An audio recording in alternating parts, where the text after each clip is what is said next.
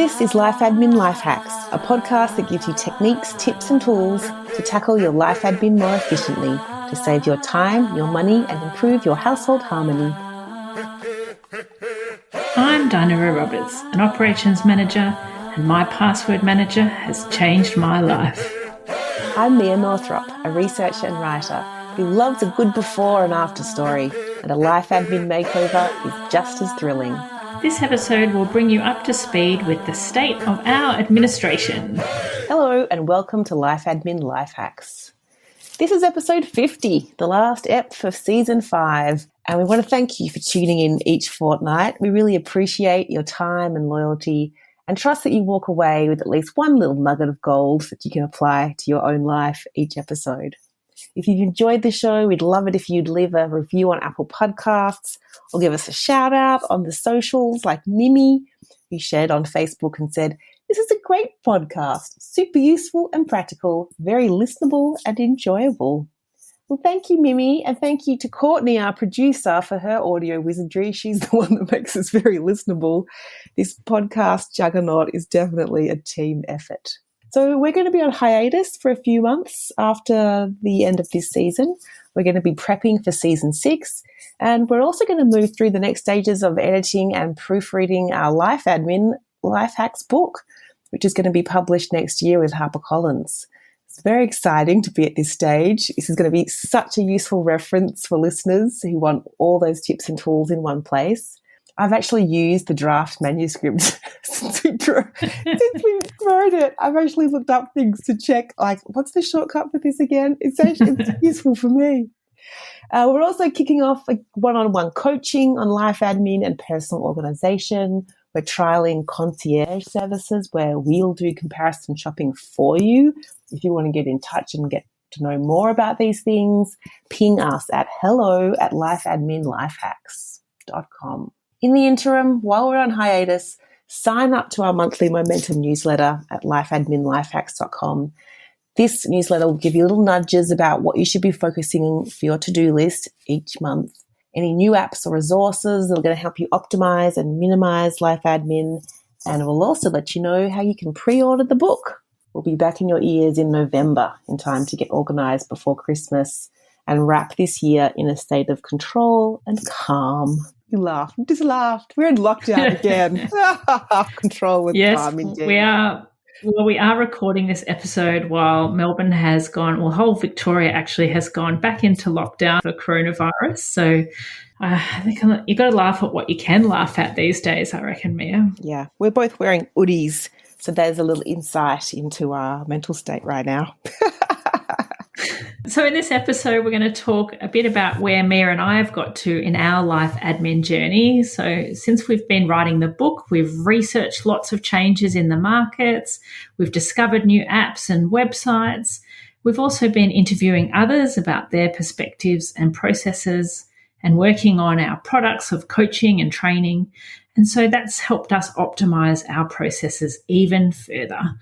Life admin systems need to flex to the rhythm of your house and better ways of doing things. So we're going to update you on where we're at, focusing on our life admin foundations. Yeah, and that's where we started the book. It's all about this idea that a foundation to a strong life admin game is essential. It's this structural basis that's going to support you. And just like a house has to be built on a strong foundation to avoid collapsing under stress, so does your life admin system. And this process of building a strong foundation reveals the source of many common problems that usually just think are part of life admin. You kind of think that sense of chaos or being on the hamster wheel, the never-ending to-dos, the fact that tasks feel random or ad hoc and they're just coming at you from any direction. Some people think that's just normal and the way life is. But once you actually put these foundations into place, you realize that all of those things go away and it becomes quite methodical. So a lot of those problems are either prevented or they're eliminated. There are whole jobs in the workplace that are dedicated to process improvement and systems. And so it really is kind of baffling to think that when you think about how many life admin tasks we have to do over and over, sometimes year in, year out, or even every day in, day out, that we don't create a system to make the life admin easier, a system and a process. Yeah, and I can see, you think about people having Six Sigma black belts to be able to manage processes and tasks in a workplace. I feel like we are the Six Sigma black belt equivalent when it comes to life admin.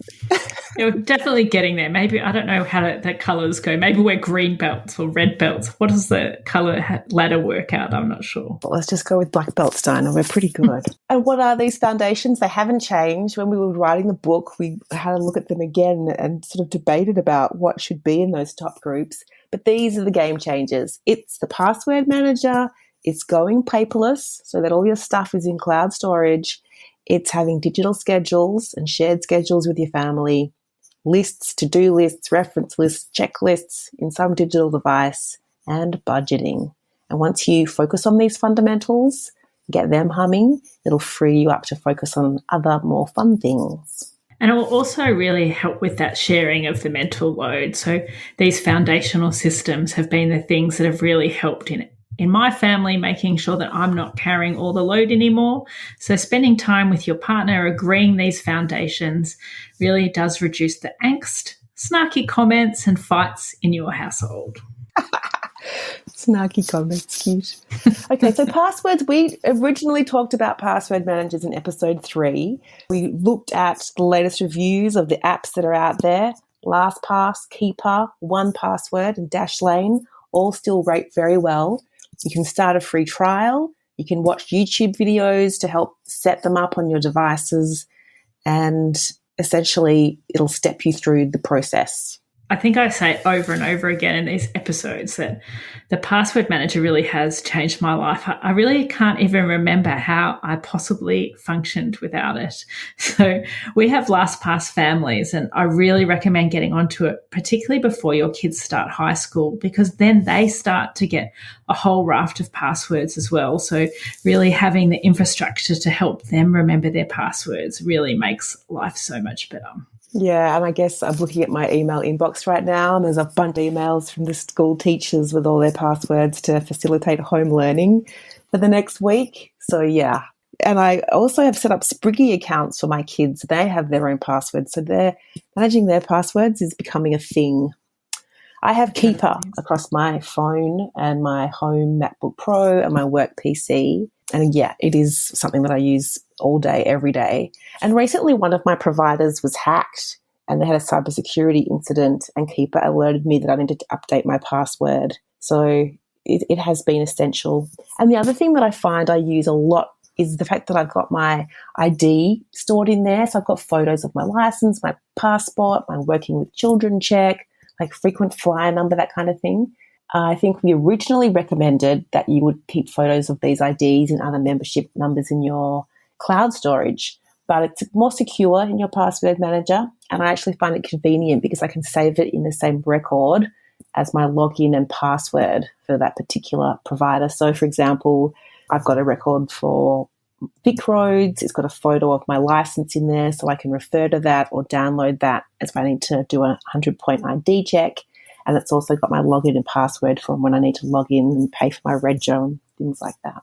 Yeah, I think one of the other things that is really worth pointing out for password managers is it's not just an app on your phone, and most of these password managers have Chrome extensions. And if you don't know what a Chrome extension is, it's something that a little program you can install into your Chrome browser, and it actually adds to your browser's functionality. So in my case, I have the LastPass Chrome browser. And that means that whenever I go to a website that needs a password, my password manager extension can automatically fill in my login and password details for me. And that was really the massive game changer for my husband when I finally got that installed on his work computer. So if you haven't taken that next step and moved your password manager from your phone onto your computer, highly recommend investing a bit of time and getting that up and running. And what we covered off in our digital estate planning episode was also having a legacy contact in your password manager, so that if you become incapacitated or, heaven forbid, pass away, then your legacy contact gets granted access to your passwords, and they can manage, all of your digital accounts, help tie up loose ends. Very helpful. So, the second foundational element of our life admin system is cloud storage. And I think, Mia, you and I both use Google Drive and Gmail. Have you got any updates on what you've done with your cloud storage? Well, we tackled this very early on. This was episode 2 in the podcast where we had spent a weekend shredding paper and moving everything into Google Drive and setting up this separate Gmail email address. I haven't changed the technology, but I've changed what I get sent to that Gmail email address. Now that I've separated from my husband, it's used for co-parenting and family-related emails and calendar activities. So things will come through on that Google Calendar or through that Gmail email address that has to do with school communications, family events, after-school care, kids' bank accounts, all that kind of thing. And I've downloaded the Google Drive app to my phone so I can scan and save hard copy things straight into it. I can save email attachments straight into it. It's still ridiculously useful. When we were writing our book and we were getting feedback from people, some people considered it a bit controversial or unnecessary to have a separate life admin email address. And I think we've done quite a bit of research on that. You want to share what we've sort of found and where we landed on the need to have a separate life admin email address? Yeah, well, the initial recommendation came because we wanted to create neutral space. If it sits in one person, if you're in a household or in a couple partnership, whoever's getting the emails is often the person that has to act on it. So we wanted to move it into neutral territory so that both people could access this email address and share it more equitably. We've still since read material from Scott Pape, who wrote The Barefoot Investor, and Cal Newport, who's written World Without Email, funnily enough, along with books around habits. And both of them recommend setting up distinct email addresses to organise separate realms of your life. How do you find it works, Diane? It's really helped give visibility to that, all of the tasks that need to happen in our house, and really help share that load. So it definitely has created that neutral territory. It's also meant that I can really keep away from my personal email, which still, despite best intentions, does tend to get filled up with kind of email subscriptions and bits and bobs because it's been an account I've had for such a long time. So it really means that when I open that life admin email address, I just get down to business. There's really no cleaning up or tidying. Everything in there either needs to be actioned or filed. And I guess this is a good time to think about, if you've been using cloud storage for a while, you might be time to go and have a look at what you've saved in there and actually delete obsolete files. I think initially when we both went paperless, we tended to save more just out of risk aversion. And then we realized we've never used it. We've never looked at it. It's now out of date. It's a part of life that's over. You can probably log into a provider and get a copy of whatever it might be or find it on the internet. So feel free to go in there and delete. One of the things I have played around with is using different email apps on my phone because there's obviously the native app that comes within your iPhone. There's a Gmail app. And I've also over time used like the Outlook email app because that was what I was using for work. But in terms of that life admin email address, I've really landed on using the Gmail app because it just means that's the only email I've got in that app, and it's super easy to save anything I do need to save straight from that Gmail app straight into Google Drive because of the functionality being so integrated with Google Drive. So, playing around with the different apps to find one that works for you is definitely worth it. Good one. Okay, another pillar of the foundation is around scheduling and having a digital calendar that's also shared. Dinah, this again is around bringing visibility, but also the convenience of just knowing when you're available, where you have to be at any given time in the palm of your hand, as opposed to having to look at 5 different calendars on fridges or walls or phones or computers. Yeah, and I really think that the benefit of adding in those recurring activities is something that I probably hadn't done before. So before we really got into this, I probably didn't put things like basketball training and that happen every week. But really having them in there it's both a reminder so you don't accidentally schedule something on top of it, but again brings that visibility so that both in the whole family know what's happening and where everyone's got to be on particular days. I just rely on that. I like my memory these days. If I just had to remember when things were happening, it'd be a disaster. I put in there now, I've got the menu planning in there. I used to have which days I was doing laundry because we had this sort of system of which uniforms needed to be ready for which sport or which extracurricular. So it was like, on this day, this is a laundry session because we need that uniform ready for this thing. So even those inevitable kind of things that crop up each week, schedule it in so that you know it happens, so that you know that you've got time to do it. And then obviously all the aspirational things like the fact that you want to do yoga or meditate or read or garden or go for a bike ride, whatever it might be, block it out in your calendar. A much higher chance of happening. Yeah, so in terms of tech, Mia, what are you using for your shared calendar now? Are you using the native calendar app or are you using a different calendar app on your phone? I'm using Google Calendars. So we have the shared Google Calendar related to parenting stuff, family stuff, and then I have my own personal Google Calendar for my personal life. And when I look on my phone, I use the native calendar app and I have those Google Calendars synced in so I can see all my calendars in one spot, and they're just color coded if they're mine, or if if the event is my thing or a family thing, it's color coded. How about you? So that's where I actually do use the Outlook app on my phone because I found that syncs much better with my work calendar. And I like to be able to see my work calendar and my shared calendar in the same view on my phone, just where I've got those things that overlap. So I use the Outlook app to see both my work and home calendar together.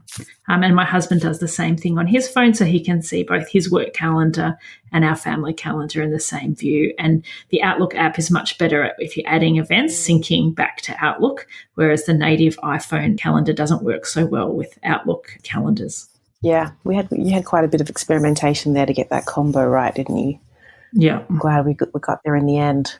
Okay, my favourite thing, lists. Lists. Oh, gosh, I could get a T-shirt made that just had lists, ! And just wear it with pride. Gosh, maybe we should get some merch happening, Dinah. Yeah, you do love a list. You are probably the person who loves lists the most of anyone I know. So I definitely, maybe that's what I should organise for your birthday next year. But what app have you changed, optimised your lists? What's changed in your list world? My list world, I am using reminders on my iPhone for my 10-minute time killers. So that's been the biggest change. I just used to have a to-do list. That was called my to-do list. I now have a 10-minute time killer list where all the short 10-minute time killers go. And then I have an hour of power list where I have the things that I know are going to take a little bit of concentration and I need to get some resources together. I still have my worries list, which is on my reminders, where I dump my worries and then I look at them 2 weeks later and I'm like, what was I worried about that for? Delete. It's very therapeutic. I highly recommend it.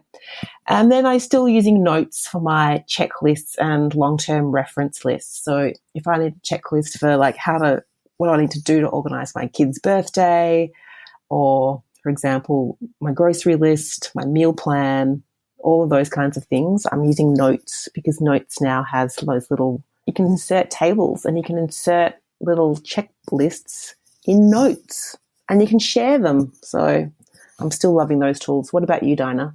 Well, I had a bit of a sad journey of my list because I loved Wunderlist so much. And then Wunderlist got bought out by someone and I think it got turned into Microsoft and the list that they turned it into was terrible. And so then I did all this research and we tried to use Todoist, which everyone claims is the best to-do list app. But we kind of never really loved it. I think it was just too complicated. So we've actually also moved to reminders, partly because I've really been perfecting using Siri to add to the list. And so it really means I'm one of those people who often thinks of things, and being able to talk to Siri in the car or while I'm cooking the dinner and adding it to the list has really been a game changer. So I'm loving Siri. Yeah, especially when you're driving. Oh, hello, Siri. Oh, I shouldn't say that. It's going to talk. And I've actually got my reference lists in reminders too, just because then it's easier. All my lists are in one spot, so I don't need to worry about switching apps. Any list, I go to the one place. Really easy to share with my husband too. I love assigning him tasks. It's one of my most favourite things to do. Okay. And then budgeting. And we had a bit of a debate whether budgeting was a foundation thing or not when we were writing the book. It definitely belongs as a foundation task. This isn't really an optional thing. This is something that you need to do. It does grease the wheels for a whole bunch of other comparison shopping because you know what you need to play around with, where you need to cut some fat off, or whether on the other side, whether you can outsource something because you've got some surplus money to play with. So it has this flow-on effect of how you might impact your life admin. Yeah, so in terms of budgeting, I have toyed with some of the apps we recommended in our podcast episode, but they're really not for me, although I think it does bring visibility to different things. I still have gone back to my old system, like a once a year big check-in, setting a target, and then we just put our money straight into bank accounts based on our targets. So really sort of automate it so that we have to live within our means, so to speak. And I think one of the silver linings of COVID has been basically no cash anymore. So I was actually just redoing our budget, complete visibility on everything we spend. You can't hide $1 anymore.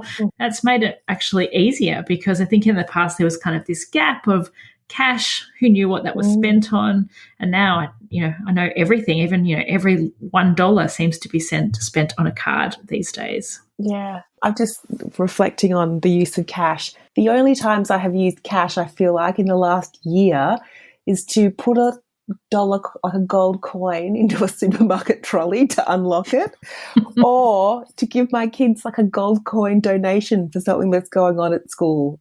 I can't think of any other occasion where I've actually got the cash out. So, yeah, it's great that you got that visibility. I'm still using the Money Brilliant app. I'm liking its pings and dings to let me know how I'm tracking on things. So that's our life admin foundations. Mia, probably the other area where we've really optimized and things have changed is in comparison shopping. Do you want to give us a bit of a update on approach to comparison shopping? Yeah, sure. So this is a big chunk of life admin is just keeping up to date with your plans and policies and making sure you're getting the best deal on whatever it might be.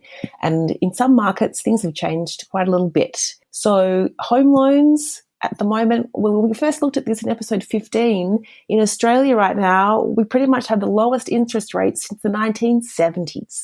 So you need to compare the rate you're paying against the average interest rate. Head to moneysmart.gov.au, have a look-see, and a minimum call your bank and ask whether they can offer you something more competitive. And if you want to invest more time and reap more savings, call a mortgage broker. So you could ask some family or friends for a recommendation. And there's been change in the energy markets as well. So we talked about energy in episode 14, but what we're really seeing now is open data being available. So always on comparison services are possible. So I actually recently used one called Energy Umpire. Previously, lots of providers were making you sign up to 1 or 2 year deals to get better prices, but most contracts now no longer have exit fees and they're not locking you in. It's such a commodity, so you really can continue to always look out for the better deal. Probably the thing that is increasingly emerging is green power being a good way to buy according to your values or sustainability. Yeah, there's also been lots of changes with internet plans. We looked at this in episode 13. Since then, the NBN rollout is complete. There are 35 internet service providers in Australia. And at that time, contracts used to be about 2 years. Now they've come down to 6 months. And what you get for your average $69 per month has changed. Choice talked about the fact that most people stay with their ISP for about 5 years. If you haven't changed for 5 years, you are in for a great surprise because there's much better value out there. And mobile phones, there were considerable shifts here as well, weren't there, Dinah? Yeah, so 5G is now rolling out. Is 44 phone carriers in Australia with more than 300 plans. So now more than ever, it's probably cheaper to shop around to buy a handset on sale rather than to buy a contract. Even if you do put it on a plan, you'll probably pay the same price. The one thing that I think is important to really think about is if, because of COVID, you're working from home more, the data that you might have used to use on your commute or at work, you might be using quite a bit less data. So it's worth checking in to see whether you can reduce your data plan and really make some savings there. I certainly just did that. Yeah, me too. I'm paying $35 a month now because I'm either using the Wi-Fi at home or the Wi-Fi at work, and I'm just going to use this handset until it dies and then upgrade to something that can take on 5G. But the trade-ins also, now you can trade in your phone either to a telco or even people like JB or Apple. You can trade in your old handset. You might get some dollar off your plan or dollars off your new handset. And then signing up to a SIM only contract is much more financially sensible. Who knew things had changed so much? Yeah, so that's the state of the administration. So I think that wraps us up for today, Mia. Wraps us up for season 5. Wow, season 5, put it to bed. We hope that you've enjoyed season 5, and we hope the hacks from this episode will incentivize you to get started on your life admin foundations or to optimize them. Our top hacks are, if you only do one thing, get a password manager. It will change your life. If something isn't working, don't put up with it or even don't abandon it. Take the time to optimize it. Do a little research, watch some YouTube videos, or maybe even try some new tech. And finally, sign up for our monthly momentum newsletter at lifeadminlifehacks.com for monthly nudges on seasonal life admin tasks and other tips and inspiration. Thanks for listening. Show notes for this episode are available at lifeadminlifehacks.com. And if you're a fan, please subscribe and share the love and tell a friend or review us in your podcasting app. You can also follow us on Facebook, Instagram, and LinkedIn. It's Ram season, which means it's time to serve with Ram 1500, Ram 3500, and Ram TRX. Hurry in now for great deals on the trucks that are built to serve. Right now during Ram season, get 10% below MSRP on the purchase of a 2023 Ram 1500 Laramie. Not compatible with lease offers or with any other consumer incentive offers. Contact dealer for details. Take retail delivery by 5/31/23.